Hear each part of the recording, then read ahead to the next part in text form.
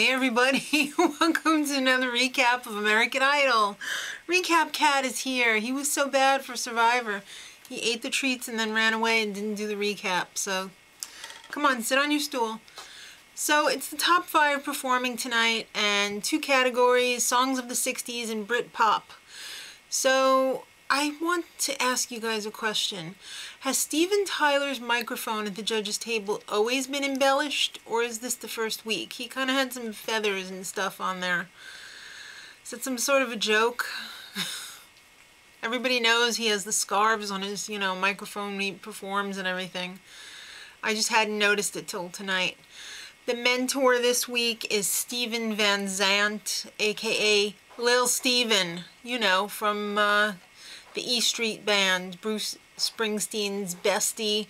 He was on The Sopranos. Yeah, he's much larger than he formerly was. And as Kristen said, what's with the pirate scarf? Why can't he just wear a hat like Jimmy Iovine? Alright, I guess that's his whole shtick. I don't know. Holly was up first with her first song, River Deep and Mountain High. Tonight, she looked great and she sounded great, and the judges actually really were on board with her for a change. I was actually surprised. I was waiting for the judges to be like, oh, that was no good.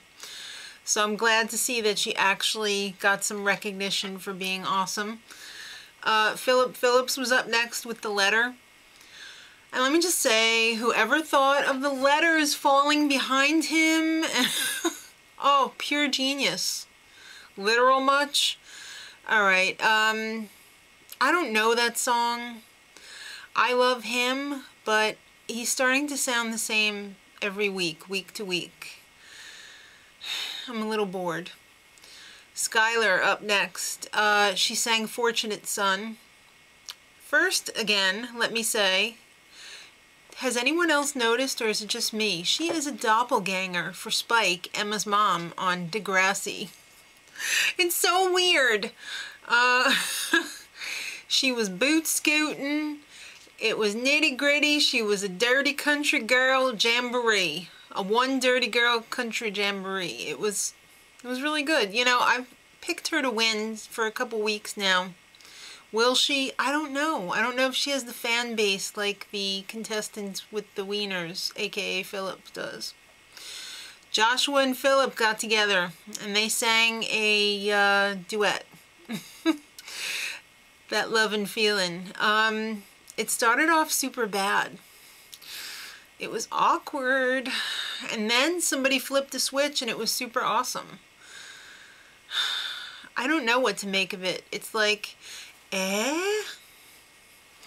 Alright, Jessica was up next and she chose Proud Mary. And I thought it was a great vocal, but I wasn't really feeling the performance. Her marching around felt fake, but especially her marching around in that very tight, I need a sandwich dress. It was uncomfortable. It looked like she's like Anno. I don't know. I think it would have been way better if she had a little short shift dress like Tina Turner would wear and she was jumping around the stage, but that dress just didn't go. It didn't go, and it made me feel uncomfortable.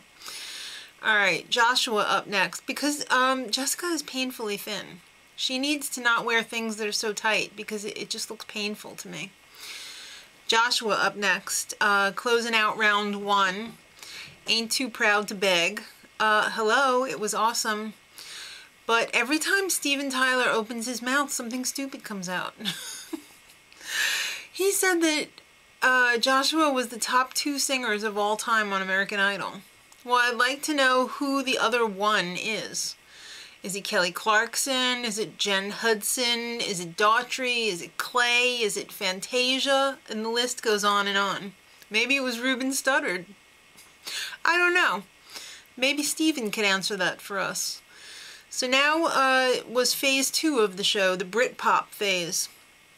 Holly was up first with Bleeding Love. Hello, it was fantastic. She hit a freaking home run. I loved it, even though Steven Tyler had never heard the song before, so he said. get out much, Stephen.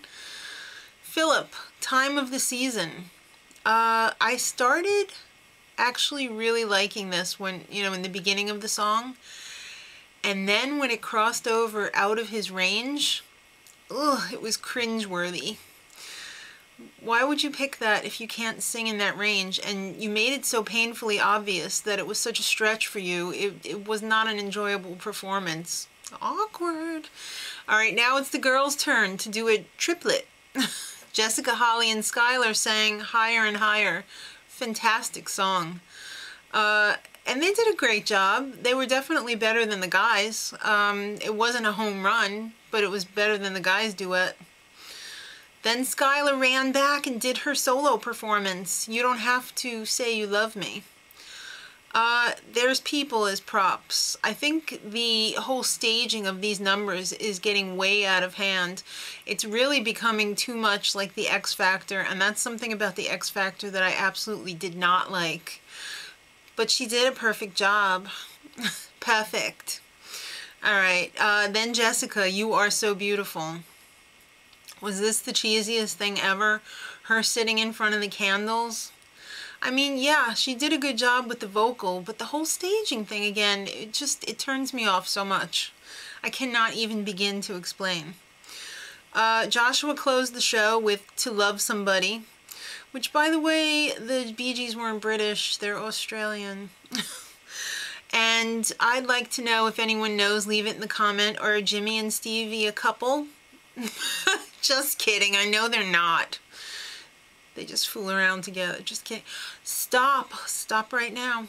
All right, it was great.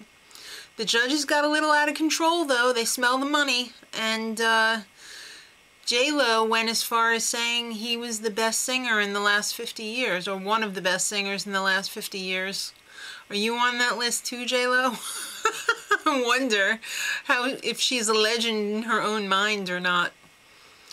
Anyway, tomorrow night it's going to be Carrie Underwood and Coldplay. I'm assuming Chris Martin will be there. All right, so till tomorrow, who do you think's going home? Leave it in the comments. I don't know. It's a tough one because they're all good. There's gonna be tears. Till tomorrow, much love.